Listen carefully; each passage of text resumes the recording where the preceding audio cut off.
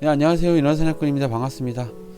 자, 이제 그동안 미끼 편이 다 끝났고, 이제 미끼 편에 이어서 또 캐스팅, 그 다음에 장비, 포인트까지 쭉 이어서 강의를 해드릴 건데, 자, 오늘은 12번째 시간 캐스팅의 법칙에 대해서 한번 알아보도록 하겠습니다. 한강 원투 캐스팅의 법칙. 제가 한강 입문했을 당시에 사람들이 대부분 다 이렇게 낚시를 하면은 거의 장타만 던지려고 그렇게 애를 쓰시더라고요. 그래서 제가 어느 날 한번 여러 낚시 조사님들이 다 장타만 던지고 하니까 제가 그냥 가서 한번 물어봤어요. 왜 이렇게 멀리 던지세요? 그랬더니 한강 장어는 멀리 던져야지 잡힌다는 거예요. 무조건 장타 쳐야 된대요. 아니 뭐 장타 치는 건 알겠는데 왜 장타만 쳐야 되는지에 대한 이유를 모르겠다. 그랬더니 이 사람아 생각을 해봐. 이 앞에서는 사람들이 다 빼먹어지고 있겠어? 다 빼먹어. 앞에는 다 빼먹어서 없는 거야. 멀리 쳐야 장어가 있지. 이 사람아 가까이 던지면 있나? 그렇게 얘기를 하더라고요. 그래서 저는 그분만 그렇게 생각한다 생각을 했어요. 근데 다른 분들한테도 물어보면 대부분의 사람들이 다 이렇게 얘기를 하는 거예요. 그래서 저는 멀리 던져야 된다라고 또 그렇게 인식을 해가지고 계속 이제 멀리 던지는 낚시를 했었거든요. 근데 어느 날 제가 이제 낚싯대 3대 가져가서 2대는 이제 장타를 던져놓고 한 대는 그냥 귀찮더라고요. 그래서 앞에다 그냥 석축이 있는 데다 그냥 툭 던져놨거든요. 근데 거기서 이제 장어가 딱 잡히는 거예요. 그러니까 저는 멀리서만 장어가 나온다 그러니까 무조건 멀리만 던졌었는데 앞에다가 그냥 호기심에 던져놓은 단타에서 장어가 나오는 거예요. 그래서 저는 앞에서도 무네? 이 바로 앞에 던져놨는데 여기서 장어가 무는구나. 근데 생각해보니까 이게 어쩌다 그냥 지나다가 얻어걸렸나? 이런 생각이 드는데 그런데도 내심 이제 이 호기심이 생기더라고요. 제가 그래서 그때부터 그러니까 한강 전역을 다니면서 석축 앞에다가만 던져보기 시작을 한 거예요. 계속 던져봤거든요. 그랬더니 멀리 던져놨을 때보다 가까이 던져놓은 게 입질이 더 잘 오고 마리수도 더 많이 나와요. 제가 오랫동안 장어 낚시를 했잖아요. 여태까지 장어 잡은 거를 한번 이제 생각을 해봤어요. 그랬더니 50m를 중심으로 50m 안쪽으로 던졌을 때하고 50m 이상 던졌을 때하고 비교를 해보면 50m 안쪽으로 던졌을 때가 장어를 더 많이 잡았던 거예요. 그래서 이제 멀리 칠 필요가 없다는 거는 이제 제가 그때부터 이제 인식을 해가지고 단타부터 중타, 장타까지 캐스팅하는 범위를 굉장히 넓게 그렇게 던지기 시작을 했던 거예요. 그러다 보니까 장어를 잡을 수 있는 확률이 더 많이 올라가고 있는데 대부분의 사람들이 다 장타만 던지고 있는 거예요. 그래서 제가 생각해보니까 그동안 내가 정말 우물한 개구리처럼 살았구나 그런 생각이 드는 거예요. 이게 사람이 이래서 이 장어 낚시는 결과적으로 이래서 경험인 거예요. 경험치가 쌓이면 사람이 발전을 하는데 이 경험을 안 해보면은 사람들이 어떤 이야기를 하면 그냥 그걸 믿고 사람들이 그냥 한다니까요, 낚시를. 근데 그게 문제예요. 그렇게 하다 보면 사람들이 나중에 좀 장어가 안 잡히고 이러다 보면 재미없잖아요, 낚시가. 그러면 낚시 포기하고 그냥 바다로 가시는 분들도 되게 많고 시작했다가 너무 어려우니까 이거 안 해 하고서 그냥 아예 다른 장르로 바꾸신 분들도 되게 많거든요. 그래서 한강은 절대로 장타가 답이 아니라는 거예요. 한강 원투에는 캐스팅의 법칙이라는 게 존재하고 있다는 거예요. 그러니까 이걸 우리가 알아야지 고수가 되는 거지. 이 캐스팅의 법칙을 모르잖아요? 그러면은 한강에서 평생 꽝주사예요. 이 한강 장어는 발 앞에서부터 멀리까지 넓게 두루 분포돼 있어요. 멀리에만 있는 게 아니에요. 그리고 앞에서 다 빼먹었다. 이것도 사실 생각해보면 일리는 있어요. 앞에서 사람들이 거기 매일 와가지고 매일 거기 죽치고 앉아서 던지고 있으니 거기 장어가 다 잡히잖아요. 그러면 또 다른 장어들이 이동하다가 거기에 또 이렇게 안착을 하게 되면은 거기에 있는 장어들이 또 그 사람들이 잡아가고 이게 한강에서는 계속 반복되고 있는 거예요. 그렇기 때문에 사람들이 다 빼먹었다는 거는 틀린 이야기라고 볼 수 있는 거죠. 왜냐하면 다 빼먹었어도 어느 정도 시간이 지나면 거기에 장어들이 또 들어오거든요. 우리는 장어 낚시를 앞에서부터 멀리까지 굉장히 폭넓게 낚시를 하셔야 되는 거지 무조건 멀리만 던져놓는다고 해서 절대로 답이 될 수 없어요. 그리고 이제 멀리 장타 던지는 사람들이 항상 하는 얘기가 또 있잖아요. 나는 장어 낚시 한 10년 돼. 내가 장어 낚시 한 30년 했어. 30년 했는데 사실은 고수는 아니에요. 30년 동안 그냥 멀리 던져본 것 뿐이지. 사실 고수라고 볼 수는 없어요. 멀리 던지는 사람들이 또 장어를 잘 잡으면 그런가 보다 생각을 하는데 멀리 던져놓은 사람들이라고 해서 계속 장어 잡는 게 아니라는 걸 알게 되실 거예요. 그래서 장어 낚시는 앞에서부터 멀리까지 다 캐스팅을 해보셔야 돼요. 그래서 제가 오늘 캐스팅의 법칙에 대해서 이제 상세하게 알려드릴게요. 자, 다음 장타만 선호하면 생기는 일에 대해서 한번 알아보겠습니다. 일단 한강에서 한강 전역을 다 이렇게 다니시면서 저렇게 그림처럼 장타만 던지고 다니시게 되면은 단타하고 중타 포인트에 대해서는 모를 수밖에 없어요. 물론 장타는 계속 던지고 다니시기 때문에 장타에 있는 포인트에 대해서는 인식을 할 수 있겠지만 단타와 중타에 있는 포인트에 대해서는 잘 모를 수밖에 없어요. 그래서 이제 저렇게 낚시를 계속 하게 되면은 등잔 밑이 어두운 그런 낚시를 하게 되는 거죠.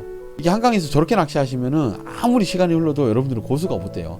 여러분들이 진짜 장어 낚시의 고수가 되겠다라는 그런 생각을 가지고 있다면 단타, 중타, 장타를 모두 탐색을 해보셔야 돼요. 물론 장타 쪽에서는 그 사람들이 뭐 지형이라든지 뭐 포인트라든지 이런 걸 알 수 있게 되겠지만 단타, 중타에 있는 바닥 지형이라든지 또 그곳에서 활동하고 있는 장어들의 영역 이런 것들에 대해서 인식을 못하게 되는 거예요. 계속 악순환되는 거죠. 이렇게 낚시하시면은 평생 여러분들은 꽝투사예요. 그러니까 어쩌다 그냥 장타에서 장어 한 마리 나오는 거 그냥 그거 한 마리 잡고 거기에 만족하면서 살아갈 수밖에 없는 거예요. 그 장어 낚시가 재미가 없어져요. 그렇게 하면. 그리고 또 하나 이제 예를 들어서 설명을 드리자면 그 장어나 메기 같은 야행성 육식고기들은 치어 같은 걸 잡아먹는단 말이에요. 그 장어가 뭐 엄청나게 큰 뭐 고기를 막 공격해서 뜯어먹거나 막 그렇지는 않잖아요. 얘네들은 작은 치어들 아니면은 벌레들, 지렁이 같은 경우 이런 걸 이제 먹으려고 물 가쪽으로 이동 다니는 거예요. 얘네들은 먹이 활동을. 그 저수지 같은 데 가서 보면은 뚝 쪽에서 낚시하시는 분 본 적 있나요? 거기서 낚시하면 바보라 그래요. 누가 거기서 낚시합니까? 저수지 반대편 안쪽에 얕은 곳 있잖아요. 다 거기에 가서 자리를 잡고 낚시를 한단 말이에요. 그 이유는 물고기들이 치어들을 한번 생각해 보세요. 그러니까 피레미나 이런 작은 치어들 있잖아요. 얘네들이 그 물속 깊은 데를 들어갈 수가 없어요. 수압 때문에. 그러니까 바다 같은 경우를 보면은 어느 정도 깊이까지 들어가면 사람이 수압 때문에 들어갈 수가 없게 돼요. 피라미들도 마찬가지예요. 얘네들도 물속 깊은 곳에는 수압 때문에 애들이 들어가지를 못해요. 그러니까 이제 작은 치어들은 어느 정도 성장할 때까지는 그 물 가쪽이 얕은 곳에서 활동을 할 수밖에 없어요. 장어하고 메기들은 이걸 아는 거예요. 그러니까 얘네들이 물 가쪽에 들어와서 그거 먹으려고 돌아다니고 있는데 장어는 발 앞에 있는데 자기는 그것도 모르고 계속 장타만 던져놓고 낚시를 하고 있는 거예요.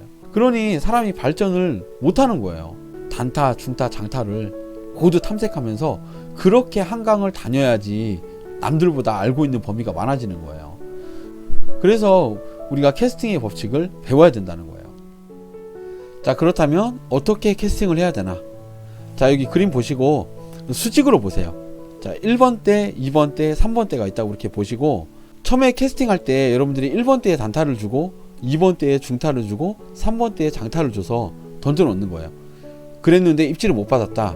그러면은 다음 미끼 교체하실 때는 바꾸는 거죠. 밸런스를. 자, 1번 때는 다시 이제 중타로 가고 2번 때는 장타, 3번 때는 단타 이렇게 던지시고 그랬는데 또 입질을 못 받았다.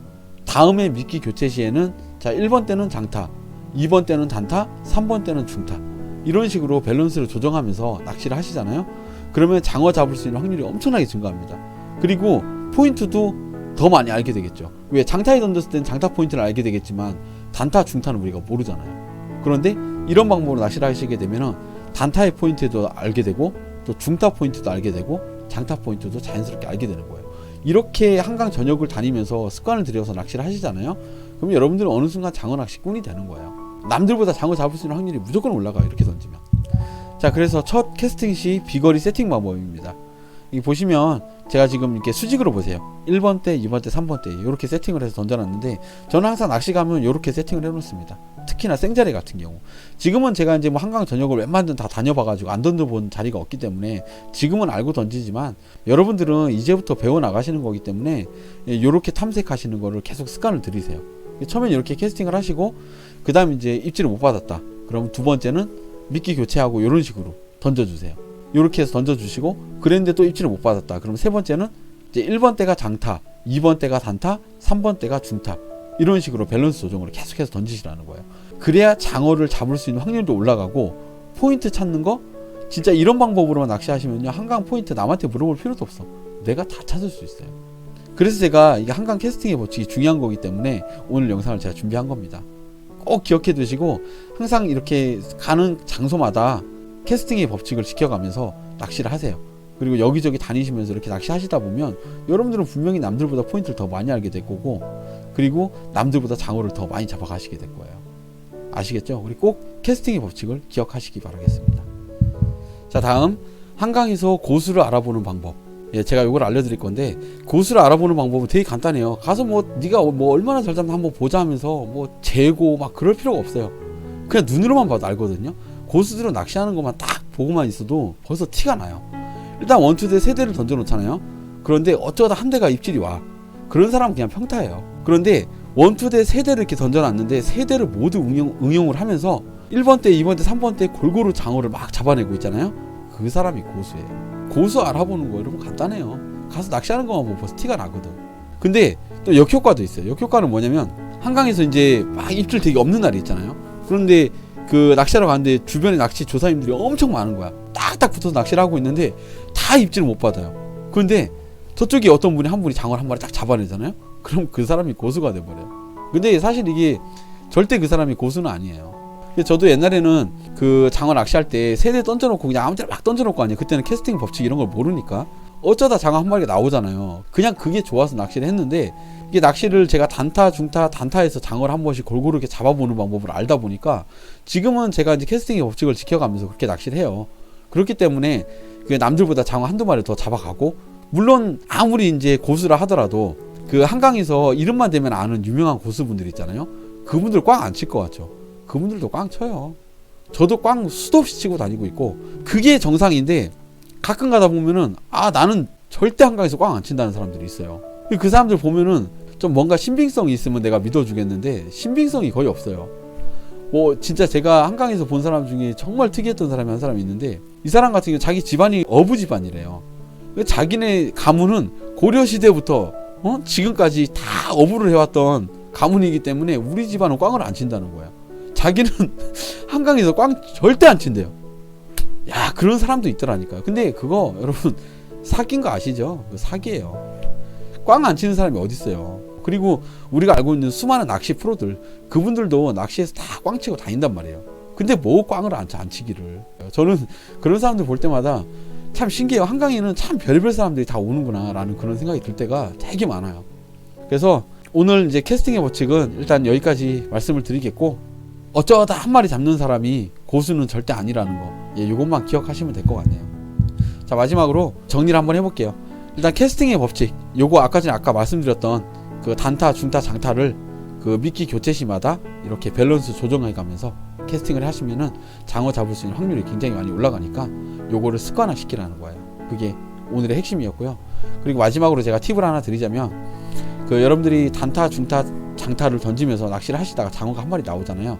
그럼 장어 나온 그 자리를 기억해 놓으세요. 그 자리는 다음에 던지면 또 나와요. 보통 이제 한강에서 포인트 물어보면 포인트 알려주는 사람들이 보통 이렇게 설명해 주지 않나요? 야, 어디 대교에 가서 뭐 몇 번째 자리로 간 다음에 앞에다가 한 50m 정도만 던져봐. 거기 장어 나와.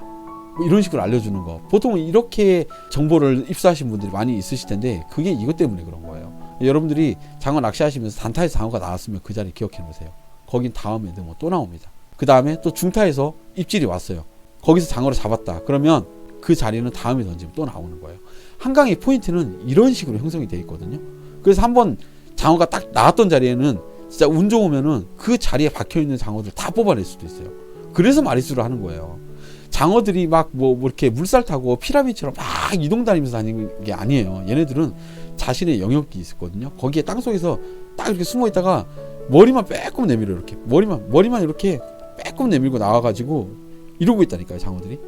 그러다가 자기 앞에 먹이가 있으면 이렇게 가요. 그러니까 슬쩍 나와가지고 물고 자기 은신처로 끌고 들어가서 먹으려고 하는 습성이 되게 강하단 말이에요. 그래서 입질 들어올 때 초리대가 처박히는 거예요. 장어 포인트는 항상 나오던 자리에서 계속 나오는 그런 성향이 되게 강합니다, 한강은. 그렇기 때문에 여러분들이 낚시하시면서 장어 잡았던 자리는 꼭 잊지 말고 기억해 두세요.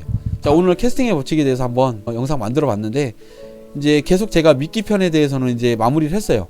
미끼 편 11편 쭉 다 보셨죠? 그래서 여러분들이 그 계절별 미끼 사용하는 법도 배웠고, 이제 오늘 캐스팅의 법칙도 배웠기 때문에 이제 여러분들은 점진적으로 계속 고수가 되어 가실 거예요. 제가 앞으로도 계속 이제 장비, 채비, 그 다음에 포인트 이런 거 쭉 계속해서 강의해 드릴 거니까 그 제 영상 잊지 말고 꼭 찾아와 주시기 바랍니다. 자, 오늘 영상이 여러분들께 도움이 되셨다면 구독과 좋아요 부탁드리겠습니다. 감사합니다.